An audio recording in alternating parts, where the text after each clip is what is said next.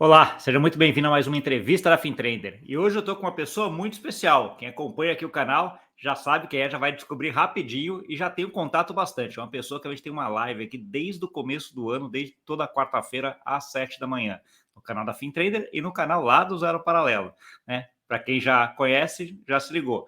Eu vou estar aqui hoje para entender toda a história e toda a trajetória do João Razin, que é um entusiasta de Web3, gestor da comunidade Zero Paralelo e advisor de vários projetos aí de Web3.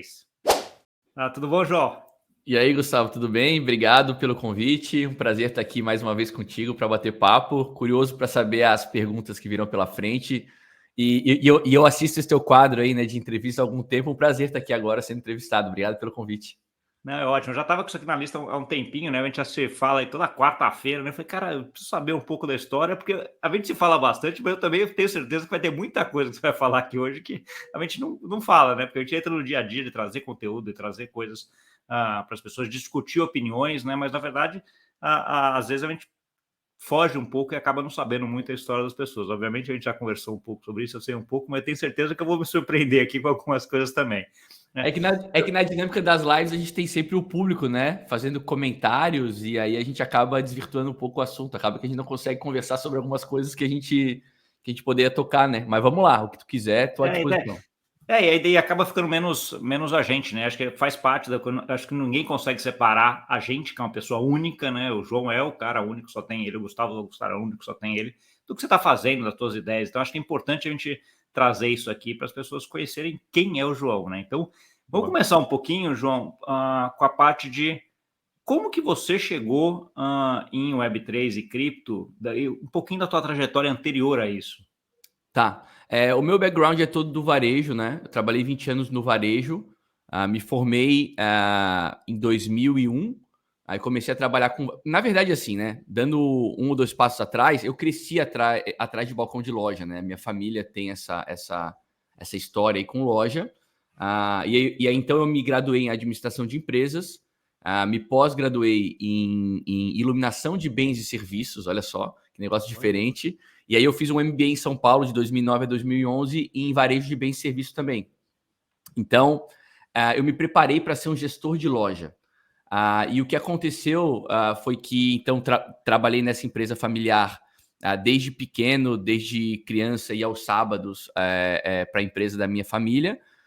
Trabalhei lá até 2009. Em 2009, quando eu me formei na faculdade de administração, na UDESC, Universidade do Estado de Santa Catarina, na ESAG, Escola Superior de Administração e Gerência, eu fui fazer um MBA, então, em São Paulo, na FIA. Então, era um MBA em varejo de bens e serviços. E, simultaneamente, eu fiz uma pós-graduação lá em iluminação e design de interiores. Então, o meu objetivo era ser um gestor de uma loja de iluminação.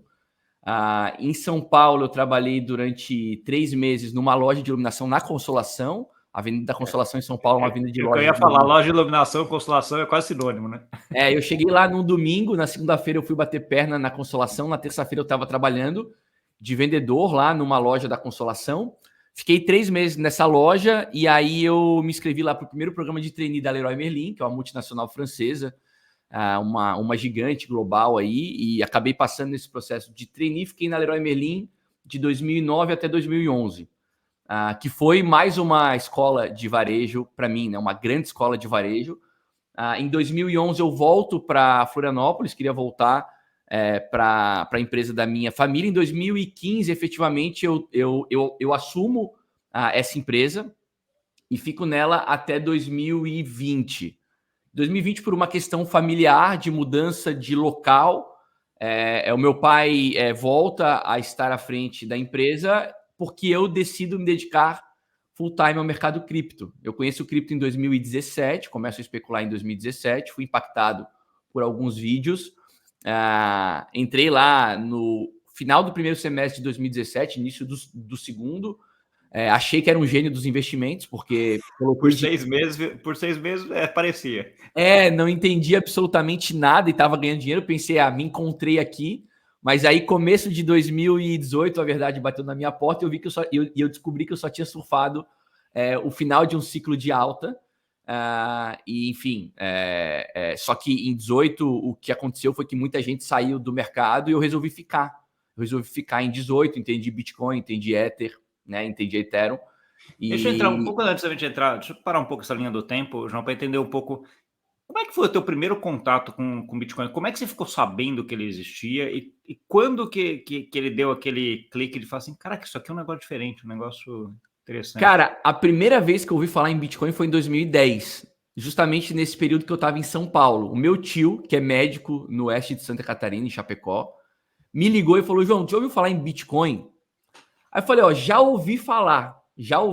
tinha ouvido falar, mas naquele momento, para mim, ô Gustavo, Bitcoin me soava como pontos de fidelidade, como dotes na época. Tu lembra das dotes na época? Sim. Tu ganhava pontos quando abastecia em posto de gasolina e tal.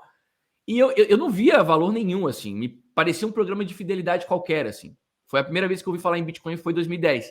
Em 2017, eu sou impactado por um vídeo da Empíricos, do André Franco. E ali, assim, um vídeo super especulativo, né? Como o André costumava fazer para Empíricos. Como foi assim, 2017, né? Exato. E eu falei, cara, tá aí, ó, vou tentar ganhar dinheiro nesse negócio aí, parece bom. E curioso, né? É que o vídeo explicava o Bitcoin de maneira muito bem explicada. Falava sobre os valores do Bitcoin e por conta desses valores, o potencial de valorização que o Bitcoin tinha, né? Então, era um vídeo muito honesto, na minha opinião. Era muito honesto.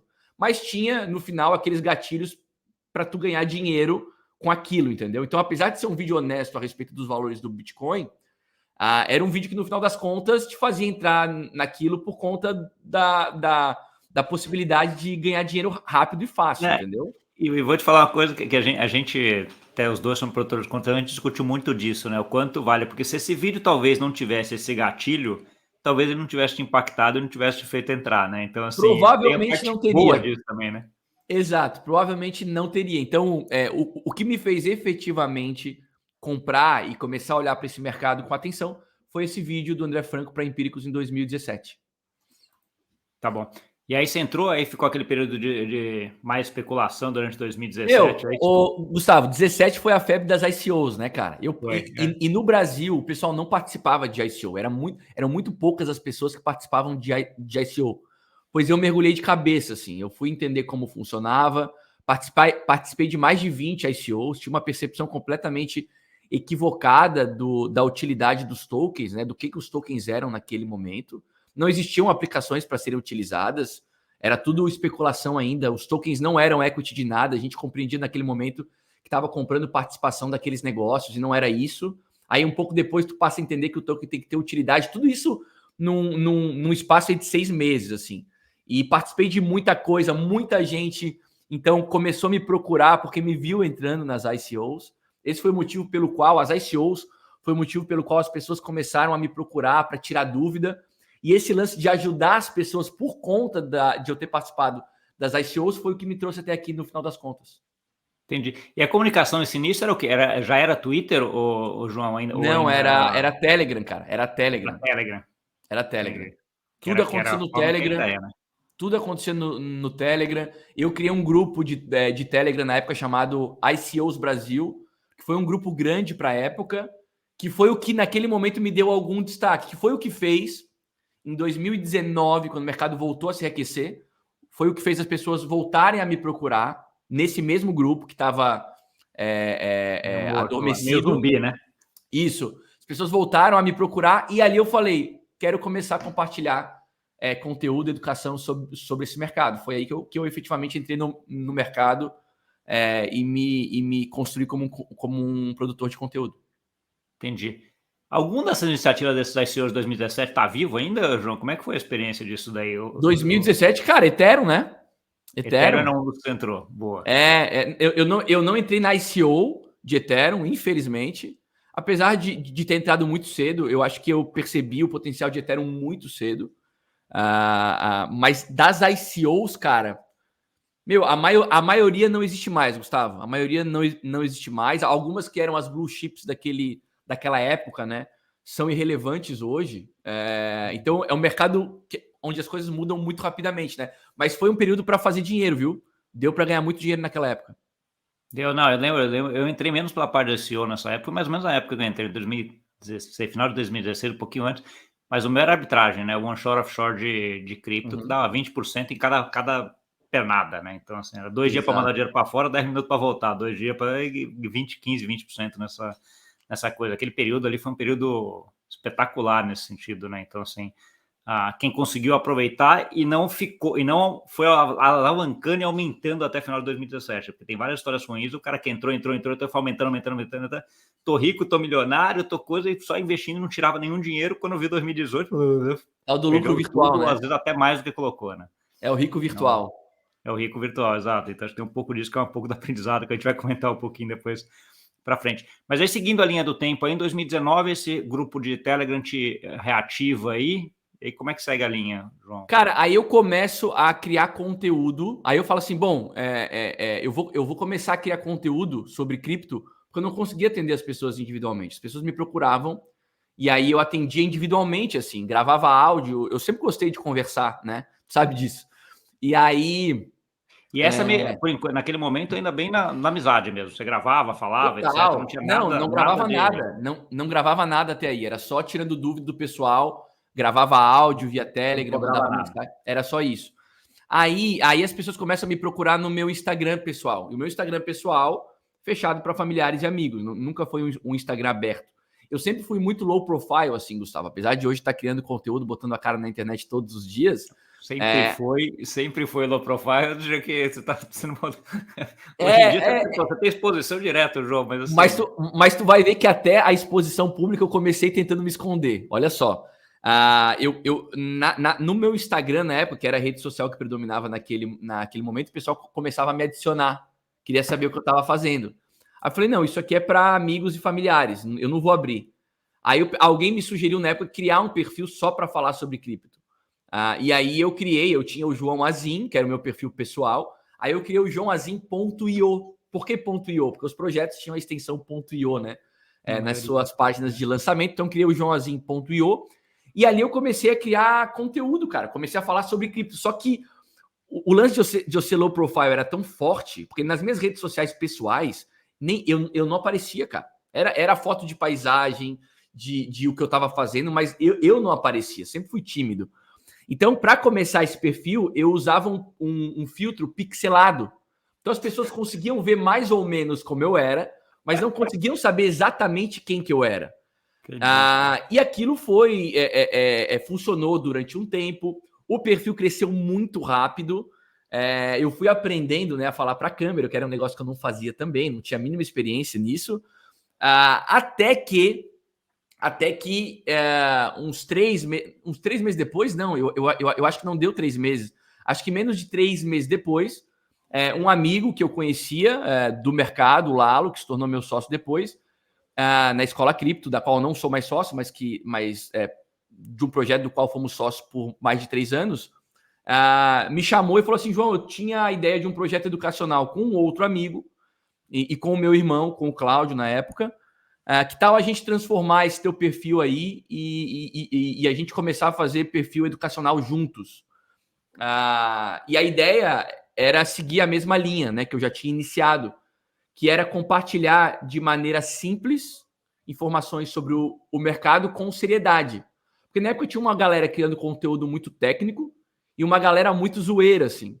E a gente achava que faltava alguém ali que falasse com Meio do caminho, né? simplicidade e seriedade.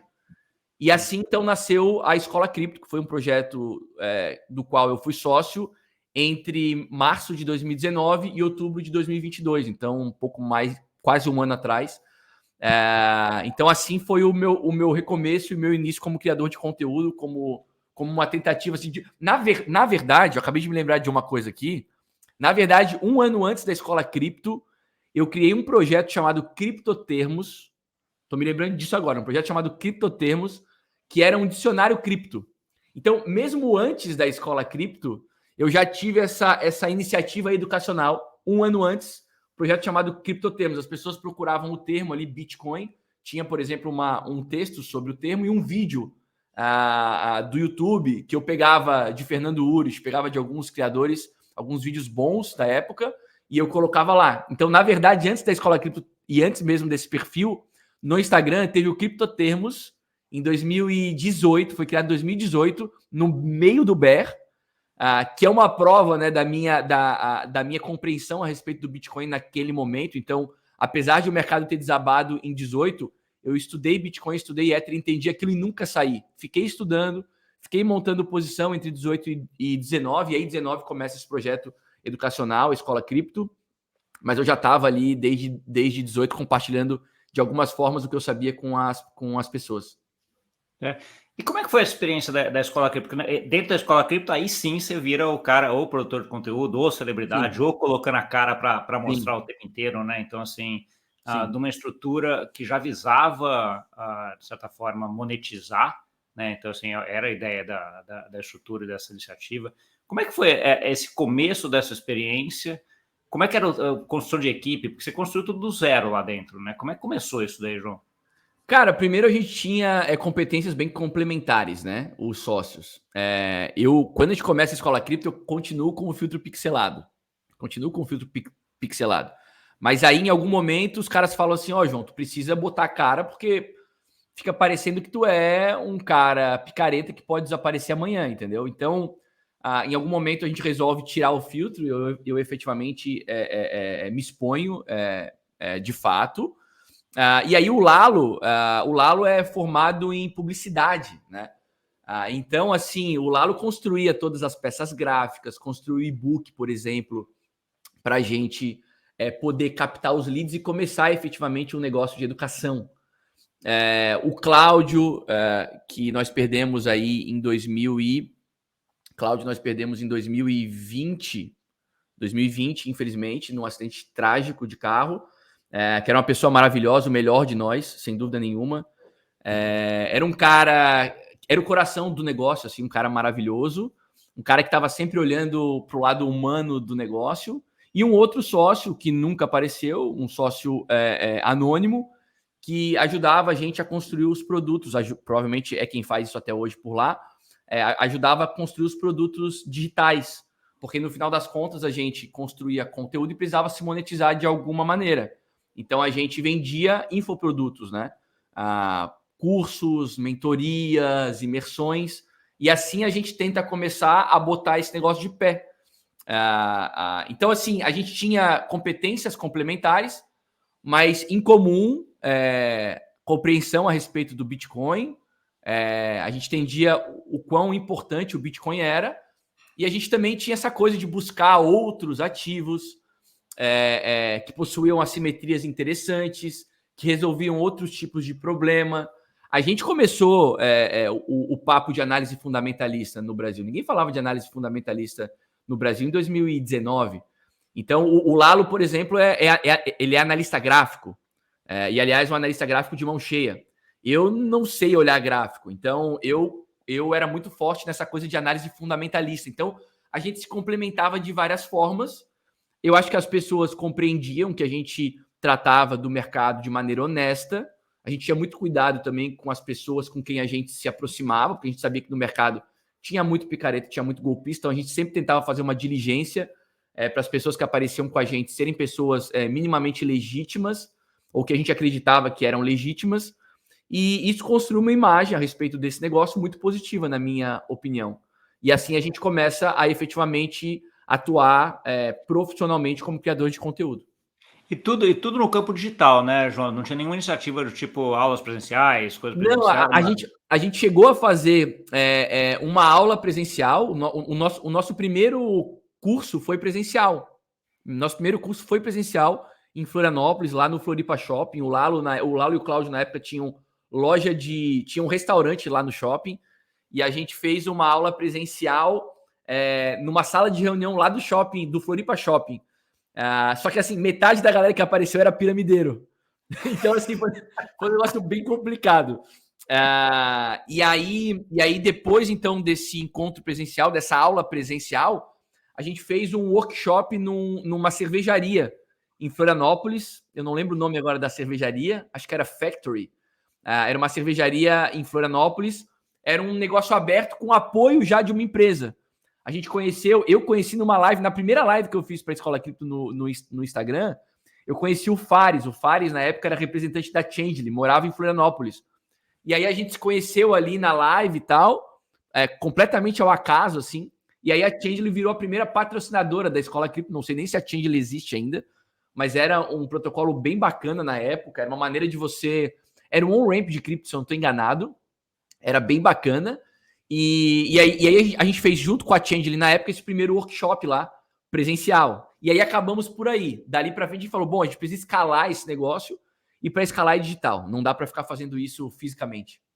Entendi. E aí a forma de escalar era gerando as lives, as pílulas, etc., recolhendo leads, e-mails, etc., e aí saindo com com o funil de captação para cursos, mentorias, etc. A gente começa isso pelo Instagram. A gente começa forte no Instagram e depois a gente vem para o YouTube. Tanto é que a gente começou as lives do Instagram. Ninguém fazia live no Instagram também. E aí a gente começa a fazer live no Instagram com convidados. Trouxemos convidados muito legais. Na época as lives não ficavam gravadas. O Instagram não te permitia gravar as lives. Então fizemos muita live legal com muita gente massa, assim. E aquilo acabou chamando atenção, eu acho. As empresas começaram a ver que a gente estava desenvolvendo um trabalho sério, um trabalho bacana. E aí a gente começa a ter patrocínio de algumas empresas também. Algumas empresas começam a nos procurar e o negócio começa a ser colocado de pé. Entendi. Quando o grande chegou, antes de você sair de lá, como é que estava a Escola Cripto? Então, saíram do zero de montar nada. Me dá uma ideia de qual era o parâmetro que vocês olhavam ali? Cara, a Escola Cripto acho que conquistou muito respeito das pessoas muito rapidamente, pela maneira como a gente tratava, assim. E eu acho que tem esse respeito até hoje, acho que nada mudou, eu não tô mais lá, desde o final de outubro, eu não sou mais sócio. Recomecei criação de conteúdo em 16 de janeiro de 2023, então há pouco menos de 8 meses aí. E, cara, quando eu saí da empresa, eu acho que a empresa tinha uma excelente imagem, eu acho que é a mesma imagem que tem até hoje, de tratar do mercado com seriedade, com responsabilidade. E a gente construiu uma audiência bacana, assim. Na época, eu me lembro, quando eu saí, tá? Não sei como tá hoje, mas quando eu saí, eram, acho que 38 mil seguidores no YouTube. No Instagram, eram, acho que um pouco mais de 70 mil pessoas. No Twitter, acho que era algo próximo de 15 mil pessoas, ou entre 15 e 20 mil pessoas. Então, assim, uma audiência de mais de 100 mil inscritos nas principais redes sociais. E uma comunidade muito bacana, assim. A gente tinha um grupo de assinantes com os quais a gente se encontrava semanalmente, num ambiente fechado, para discutir projetos, para compartilhar estudos. E eu acho que é isso. Eu acho que é mais ou menos como está até hoje. Confesso não ter mais informações além disso. Mas eu acho que é assim que está até hoje, provavelmente com mais inscritos, com uma comunidade talvez um pouco diferente. Mas foi um período muito bacana, assim, de construção de comunidade. Foi a minha primeira experiência. Do zero para chegar nisso tudo, né, João? Exatamente. Saímos do zero, fiz muita live para ninguém, fizemos muita live para ninguém, para 0 pessoas. E aí a coisa começou a engatar, a crescer. E foi muito legal, assim, chegamos a fazer lives para mais de 1.000 pessoas simultaneamente em bull market, né? Hoje é mais difícil, mas em bull market a gente chegou a fazer live para mais de 1.000 pessoas, mas tinha uma média, eu acho que de 300, 400 pessoas durante muito tempo e era uma audiência muito legal, muito cativa, uma comunidade muito legal. Foi muito legal construir isso. Eu fiquei bem feliz com o que foi construído até lá. Pô, e aí em determinado momento você fala, ok, vou fechar o ciclo aqui da Escola Cripto e vou começar uma carreira solo. E aí você sai lá e começa, Joãozinho. Como é que foi o começo, João? Aquela decisão, pô, eu vou continuar fazendo isso sozinho, porque dentro da Escola Cripto, naquele momento, já tinha uma estrutura, né? Imagino que já tinham algumas pessoas contratadas, trabalhando, já não era você, o Lalo, coisa que você já devia ter uma estrutura. De repente você fala assim, ok, estou sozinho. E agora? Como é que eu vou fazer isso? Como é que foi esse começo? Cara, foi desafiador, né, Gustavo? Porque é sempre um desafio tu recomeçar, né? Eu saí de lá porque eu não estava mais feliz fazendo o que eu estava fazendo. Eu acho que o nosso objetivo seguia sendo o mesmo, mas a maneira para chegar lá, a minha maneira para chegar lá era diferente das dos meus sócios. E eu comecei a perceber que eu precisava recomeçar para poder fazer o que eu queria fazer. Porque a partir do momento também que tu vira uma empresa, Tu não pode mais fazer exatamente o que tu quer fazer. Agora existe uma organização, existem diretrizes e tal. E quando isso acontece, eu perco a liberdade para fazer exatamente como eu gostaria de fazer. E durante um tempo isso funcionou, eu continuei fazendo, mas em algum momento eu não estava mais feliz. E eu precisava voltar a ter essa liberdade. Do contrário, eu teria, eu acho, parado, largado e não ia estar mais criando conteúdo. E o recomeço nunca é fácil, né, cara? Porque ele é bastante incerto, né? Eu dei um salto no vazio, assim, quando eu saí. Porque eu deixo de ter participação num negócio que tem faturamento, que tem comunidade, pro nada. De um mês pro outro, pro nada, assim. Então, passou pela tua cabeça fazer uma outra coisa que não tivesse nada a ver com o que estava fazendo, ou não chegou a cara, passar? naquele momento, não. Eu queria continuar fazendo o que eu queria continuar fazendo o que eu fazia, só que do meu jeito. Esse era o meu objetivo, continuar criando conteúdo, continuar conversando com o pessoal, podendo, por exemplo, porque chega um momento, Gustavo, tu és um negócio e tu tem, por exemplo, que fazer conteúdo sobre o que dá view. Sim. Se tá dentro da caixinha ali, você tem que seguir a coisa, né? Então, e não era o que eu queria fazer. E não era o que eu queria fazer. Então, realmente era arriscado fazer o que eu queria fazer. Não era simples fazer o que eu queria fazer. E para eu poder tomar esse risco, eu precisava tomar sozinho. Não tinha espaço para eu fazer isso lá. Eu queria falar, por exemplo, eu cheguei a começar a falar há mais de ano atrás sobre tokenização de ativos do mundo real. Só que aquilo não dava view. Então eu queria falar mais sobre aquilo, mas não podia. Tinha que falar sobre o que estava dando view. E tá certo. E eu falei, não, eu quero falar sobre isso, eu vou falar sobre isso mesmo, que isso não dê view. Então eu dou um salto no vazio, assim, né? Eu não tinha expectativa de faturamento nenhum. Então eu pensei, bom, eu tenho aqui as minhas reservas, eu tenho o resultado dos meus investimentos, era o resultado dos meus investimentos que poderiam me aguentar por um tempo. Então eu literalmente saio daqui para cá, pro nada. Então, eu não sabia se quando eu fizesse a primeira live, eu ia fazer live para 0 pessoas, ou para 50 pessoas, ou para 100 pessoas. Eu não sabia se eu ia conseguir imediatamente faturar alguma coisa ou não. Era provável que eu sabia do risco de não faturar nada durante algum tempo, que foi como eu me mantive até poucos meses atrás. Então, eu estava preparado para consumir a reserva que eu tinha para investir em cripto num ciclo de baixa. Então, o movimento que eu fiz foi um movimento bastante arriscado. Algumas pessoas podem ter pensado assim, não, para o João é fácil, porque o João era quem aparecia nos vídeos da Escola Cripto todos os dias, então era a cara do negócio, mas não é fácil assim, porque de um dia para o outro, eu falo assim, eu nem comunico publicamente que eu estou saindo. Eu simplesmente saio. Então as pessoas nem sabem o que aconteceu comigo direito.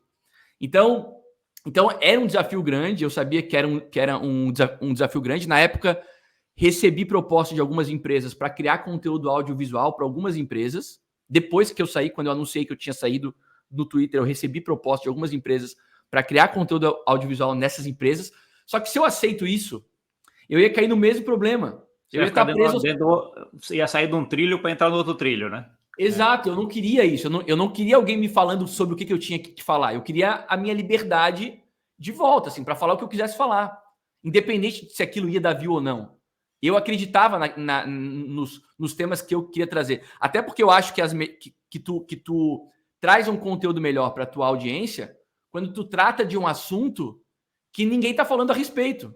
Porque ali existe uma simetria gigantesca. Quando tu fala de um assunto que está dando view, a oportunidade já passou. E eu não queria ficar preso a isso, entendeu?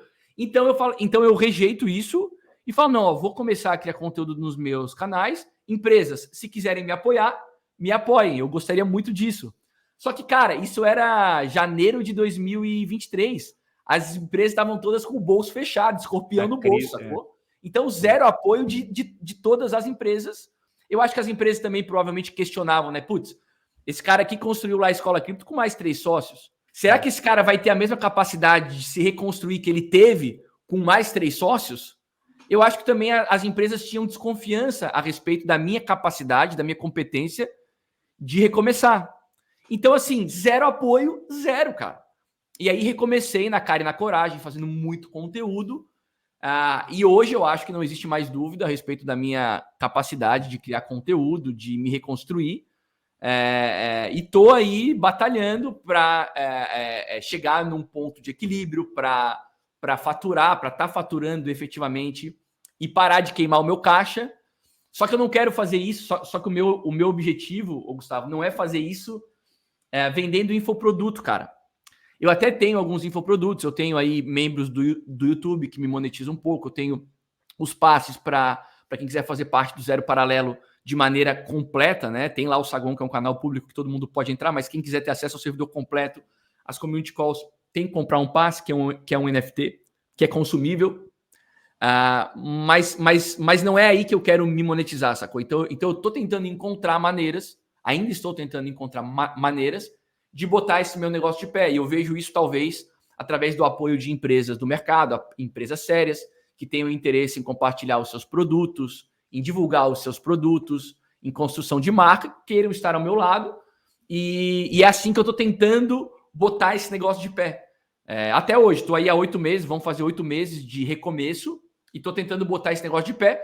Já tenho algumas fontes de faturamento, estou também participando da construção de algumas aplicações, que era um negócio que eu também queria fazer com liberdade, que eu já não podia nesse momento anterior. Foi a partir dessa minha saída que surgiu, por exemplo, o Gotas.social. Foi a partir disso, porque se eu não tivesse saído, o Caio e o Ariel não se conheciam, e foi através dessa conexão que o Gotas surgiu. Então, assim, eu ainda tô buscando me reequilibrar, mas eu estou muito feliz com os frutos dessa decisão e com o que eu estou plantando. Acho que é isso. Entendi. E aí, João, aí fazendo um fast forward para hoje, acho que tem 2 pontos que você falou aqui que acho que são que eu pincelo aí da tua fala, que acho bem interessante.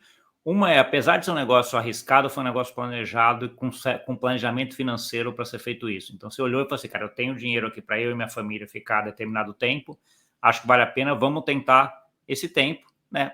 Tá indo para o caminho ótimo, perfeito, que legal, né? Você já falou até da parte de monetização, acho que essa parte de dar um pulo no escuro, mas de certa forma com algum controle, um pulo consciente, né? Um pulo consciente. Exato, é um planejamento, não foi aquela coisa que você foi na louca e falou, não. Não, eu tenho filhos, né, Gustavo? Não dá, né? Exato, acho que isso é importante, acho que é uma coisa bem legal aí dessa fala. E outro que você é uma dificuldade, uma forma de monetizar nesse campo digital, né? Que é aquele campo de abundância, e que sempre tem, assim, acho que a maioria do público tem, o cara é youtuber, o YouTube paga para ele, né? Então, assim, ele ganha dinheiro do YouTube porque ele ganha por views, etc. E a gente que está aqui sabe que você ganha do YouTube é quase nada, né? Então, assim, é muito pouco. Então, ver formas de monetizar. Então, assim, essa discussão entre, ok, tem um planejamento, tenho que ir lá construir uma comunidade, fazer uma coisa legal, fazer uma coisa que eu gosto, e ao mesmo tempo eu tenho que monetizar isso e ganhar dinheiro. Então, esses 2 pontos aqui são bem interessantes.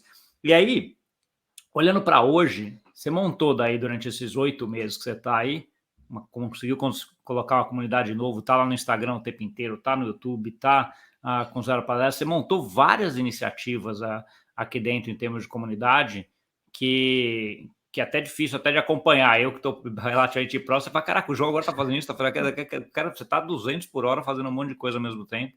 Como é que você pensa essa estruturação? Então, assim, onde você quer juntar? Então, a comunidade se junta onde? Tem um lugar para juntar? O Instagram para você é um lugar mais de divulgação ou de discussão de conteúdo? Como é que você divide isso tudo, João?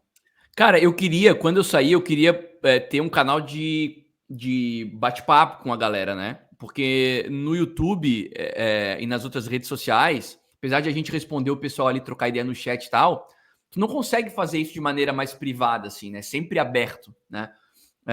E aí eu criei em janeiro, acho que foi, não sei se foi dezembro ou janeiro, eu criei um servidor no Discord e para começar a construção de uma comunidade, para eu ter essa galera para conversar de perto. E aí surge então o Zero Paralelo, né? Que é a minha comunidade. Surge esse servidor aberto, ele continua tendo um canal aberto para todo mundo que quiser fazer parte, mas a gente tem também um ambiente fechado para aquelas pessoas que de alguma maneira apoiam financeiramente o meu conteúdo, né? Então, o Discord é o local onde a gente conversa mais de perto. Deixa eu te perguntar, de onde surgiu esse nome, João, Zero Paralelo? Cara, Zero Paralelo foi uma combinação de conteúdos que eu consumi durante esse período em que eu estava apagado, que eu estava off, né? Que eu não estava nem na escola cripto, que eu não tinha começado ainda a construção do meu canal. Eu vi um post do Felipe Gaúcho, lá da Paradigma, sobre economias paralelas, né? Ele falava que a nossa economia era uma economia paralela, né? Que a economia cripto era uma economia paralela. Então, o paralelo ali, uma economia paralela, me chamou a atenção. E eu vi uma postagem também do Vitor Sioff, do Bankless Brasil, da Niftyfy lá, que ele falava que, apesar de existirem muitas semelhanças do mercado cripto com o mercado financeiro tradicional, existem várias premissas que tornam o nosso mercado um mercado sem comparação. E aí eu juntei uma coisa com a outra e aí eu criei o Zero Paralelo, né? Então, apesar de existirem semelhanças, é algo completamente novo, completamente inovador e também com a ideia de criar uma comunidade sem paralelo também, né? Uma comunidade diferente, uma comunidade aberta que conversa com todo mundo, que é aberta a todo tipo de assunto. Então, o meu objetivo sempre foi criar um negócio completamente diferente de tudo que existia. E por isso o nome Zero Paralelo, por isso esse servidor surgiu com esse nome.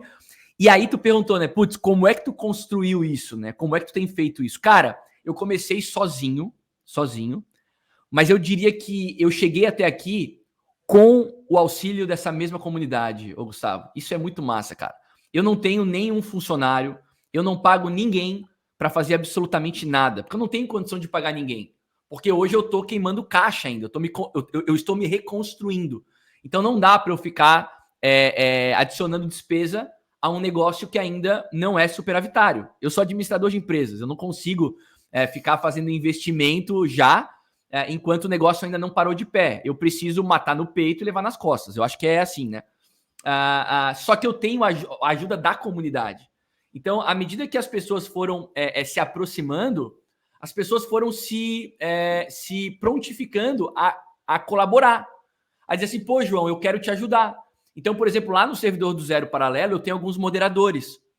Algumas pessoas que já me conheciam de antes, outras pessoas que me conheceram recentemente, que estão lá trocando ideia com as pessoas, que estão lá dando suporte para a galera que vai chegando, quando eu não posso estar lá. Eu tenho lá, por exemplo, a Naná, eu tenho o Gustavo Lontra, eu tenho a Sofia, eu tenho o Henrique, eu tenho o Gustavo, eu tenho uma galera lá, tenho o Gabriel, tenho o Eduardo, eu não quero acabar esquecendo de citar algumas pessoas, mas tem algumas pessoas que estão lá dando suporte para a comunidade, que estão gerando engajamento, que estão trocando ideia, que tem aquele servidor como servidor principal. Por exemplo, para fazer as minhas artes, cara, tem um cara lá que é o Juston, que é um cara que chegou na comunidade não faz muito tempo, que se tornou um cara fundamental. Assim, o cara fez a marca do Zero Paralelo, ele fez... A marca do Zero Paralelo, não, minto. A marca do Zero Paralelo eu contratei uma pessoa para fazer. Mas todas as aplicações do Zero Paralelo foi o Juston que fez.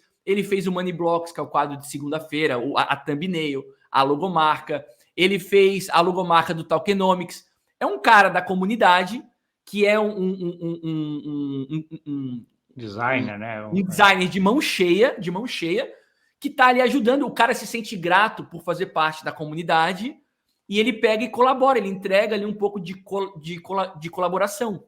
Então depois você vai me passar, até nesse caso específico, ou de algumas pessoas que você queira, você me passa depois o link do Twitter, do contato deles, para deixar aqui na coisa também, que acho que esse tipo de pessoa, pô, tem o maior prazer em ajudar também, né? O cara exatamente. Então a gente também coloca aqui e vai lá. Quem precisar de alguma coisa vai estar aqui na descrição.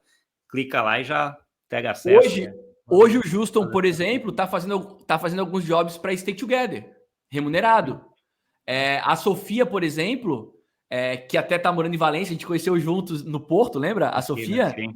A Sofia veio morar em Valência, também motivada por eu ter vindo para cá e tal.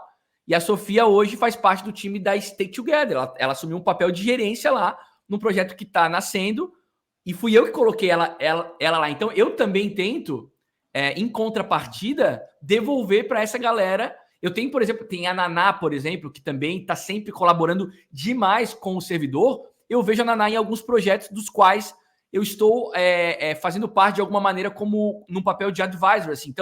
Então, eu acho que eu dei para a comunidade algum tipo de valor.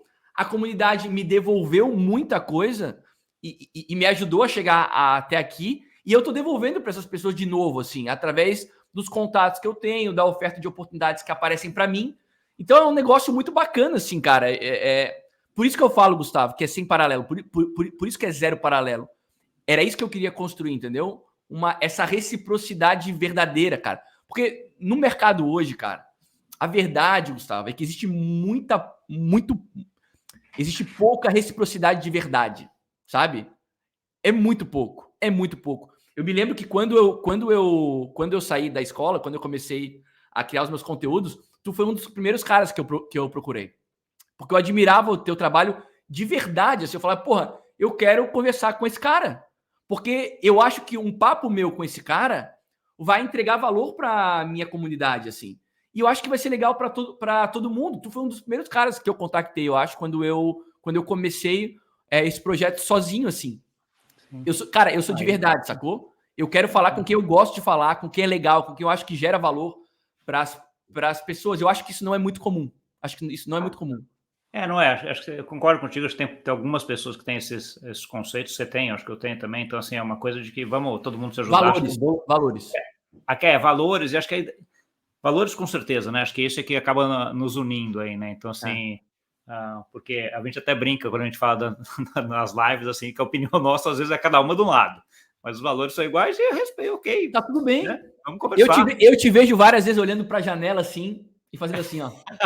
Enquanto eu tô falando. E tá tudo bem, cara. A gente se respeita. Parte, exato, a gente não é obrigado a concordar com tudo para se respeitar, para se respeitar, tá ligado? E eu adoro isso, acho muito legal. Não, eu acho muito legal desse teu ponto também em relação à comunidade, João, é aquela ideia de que, cara, se você tem um negócio que tá alinhado com os princípios, com as ideias e com a ética e com a forma de ir, cara, se junta, começa a fazer coisa, começa a chegar mais perto, etc., porque as pessoas acabam isso, uma vai ajudando outra, vai ajudando, etc., e você vai se ajustando, né? Então, assim, não aquela coisa de, cara, eu quero fazer o negócio, mas, cara, João, eu quero fazer o negócio, mas, cara, você precisa me pagar para eu fazer isso, entendeu? Porque, cara, dependendo da coisa, uma coisa que você tá com tempo lá, você faz no maior prazer, uma coisa que você gosta de fazer. Exatamente. Já, etc. Aí você vai fazendo, porque depois, daí você cita lá, daí vai ter aqui, daí o cara vai ver aqui no episódio, vai, eu preciso de um cara para fazer isso, vai estar lá no código, vai, aí você começa a monetizar, né? Então, tem aquela coisa de começar esse movimento e se aproximar de gente boa aí que está fazendo tudo nesse sentido, né? Então, acho que isso é uma coisa interessante.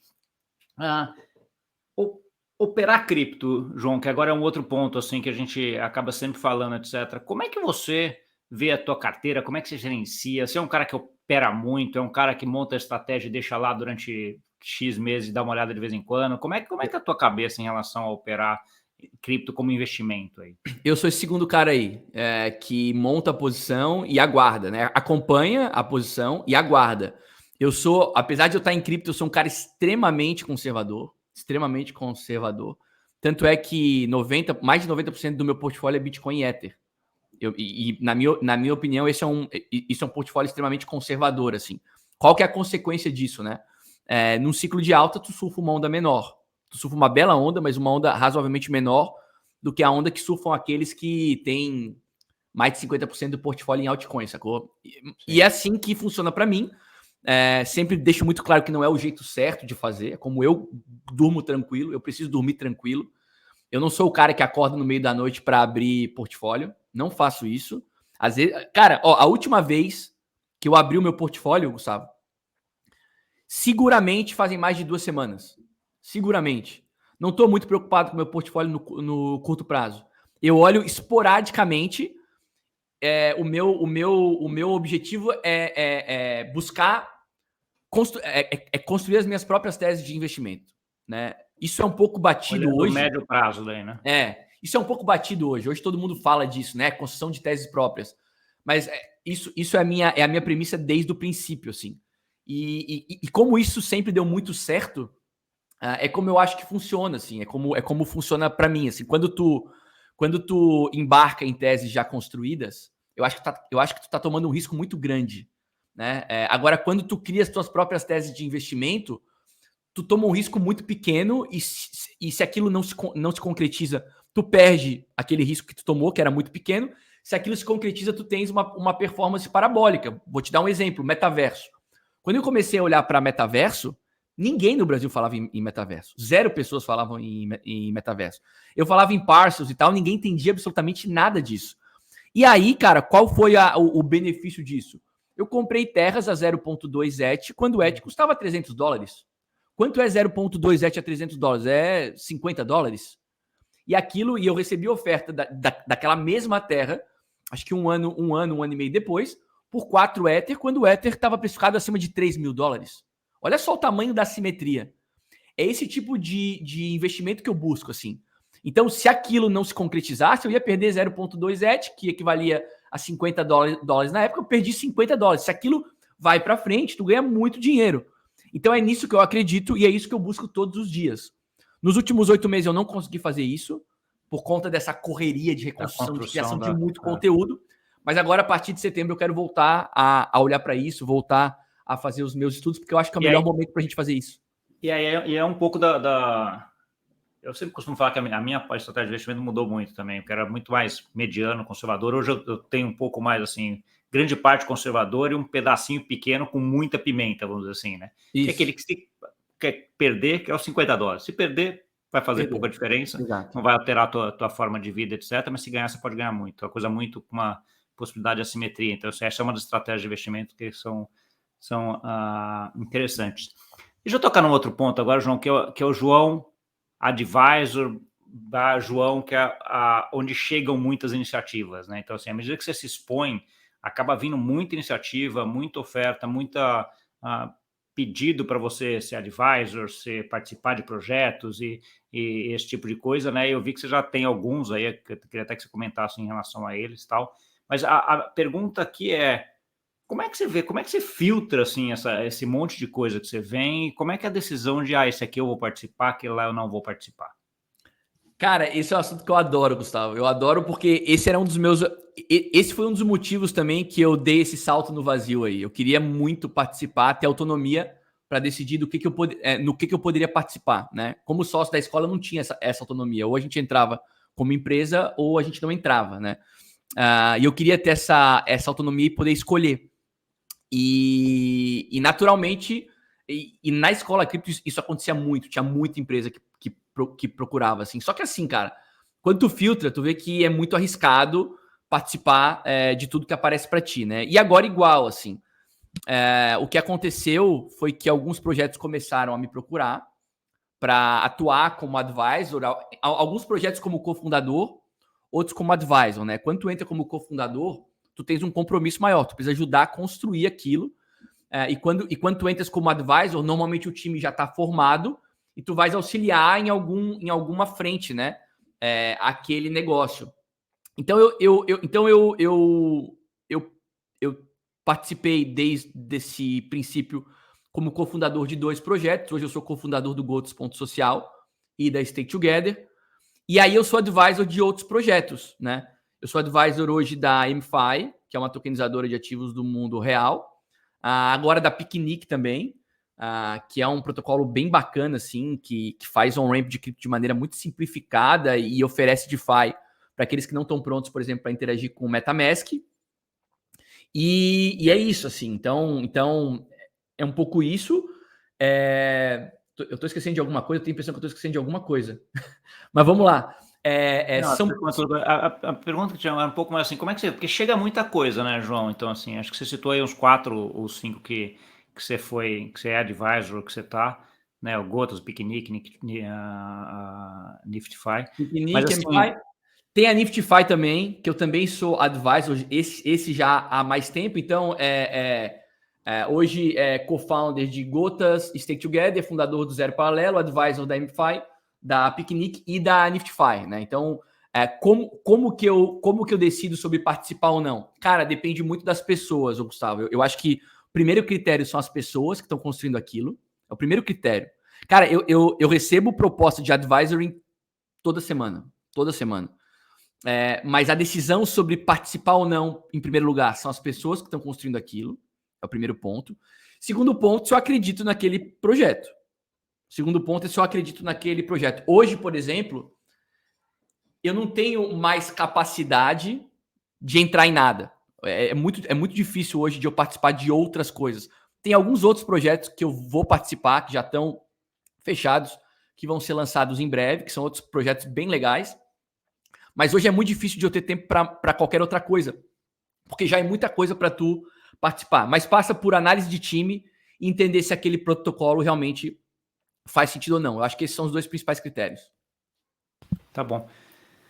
Gestão de tempo, que é um ponto que você chegou agora, você comentou agora. João, como é que é essa tua gestão de tempo aí, considerando que você família, filho, etc. Como é que você gerencia isso? Muito mal. Você separa final de semana que final de semana é meu e da família, eu não vou nem olhar o Instagram. Como é que você faz isso? Cara, eu faço muito mal, cara. Isso eu faço muito mal, assim. É difícil essa gestão de tempo, porque as coisas estão acontecendo, né? Como é que eu vou falar assim, não vou olhar nada durante o final de semana se eu tenho a minha comunidade ali acontecendo? É muito difícil. Hoje eu tento, no final de semana, olhar o mínimo possível, tá? Eu tento. Agora, se eu consigo, aí são outros 500, Gustavo. Esse mercado não nos permite isso. E como eu tô num momento de reconstrução, bicho, eu preciso bater o escanteio e correr para a área para cabecear, entendeu? Eu preciso fazer isso. Então, eu entendo que eu tô num momento de pelo menos mais 6 meses a 12 meses de loucura total. É o tempo que eu aceito seguir nesse ritmo, que eu acho que eu consigo seguir nesse ritmo. Depois desse tempo, aí eu quero tentar me organizar e realmente assim, final de semana, por exemplo, eu não olho mais.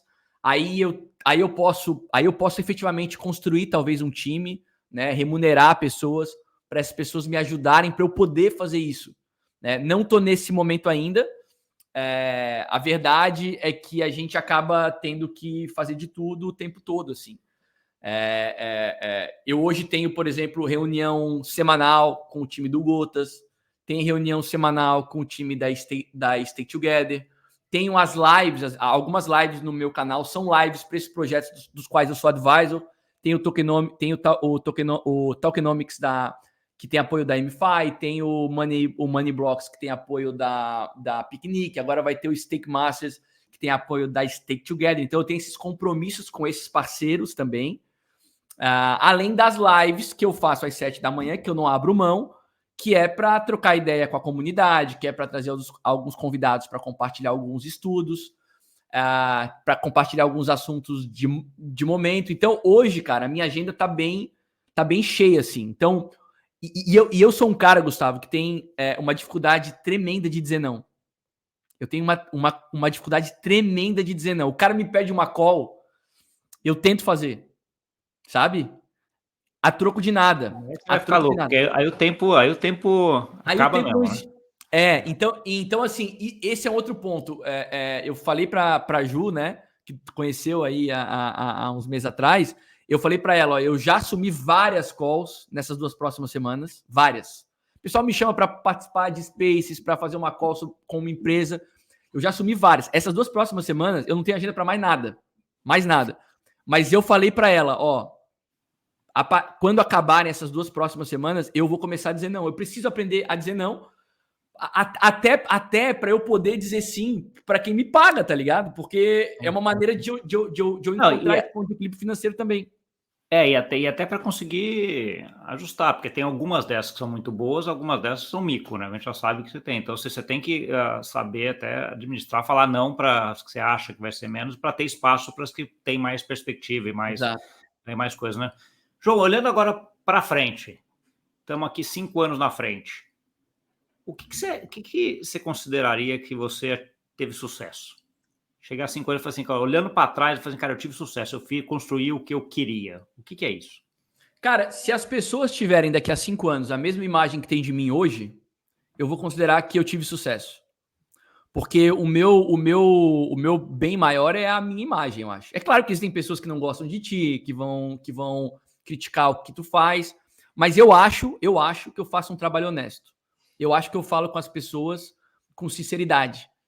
E eu acho que esse é o meu maior bem, tá ligado? Então é claro que eu quero ter sucesso financeiro, quero construir negócios que vão ser um sucesso, que vão ser vendidos e que vão me dar tranquilidade financeira, que vão ser vendidos, que vão me permitir, por exemplo, oferecer ainda uma vida melhor para minha família, para mim também. Tudo isso para mim é muito importante, eu sou ambicioso, eu quero tudo isso. Mas no final das contas, cara, o que é mais importante para mim é o valor que o meu nome tem, sabe? Eu acho que se eu chegar daqui a 5 anos, porque a gente tá num mercado, Gustavo, cheio de riscos, né? Cheio de riscos, a gente tá na internet o tempo todo, e uma vez o que foi dito é difícil de tu voltar atrás.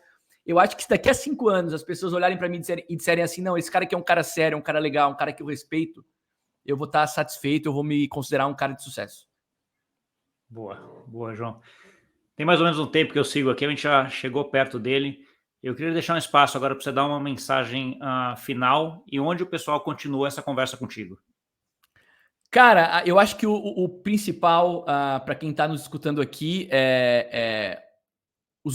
usufruam desse mercado de maneira responsável, entendam minimamente como o Bitcoin funciona, entendam os valores do Bitcoin. Eu acho que isso vai te dar muita ideia, muitas pistas de como você deve atuar nesse mercado.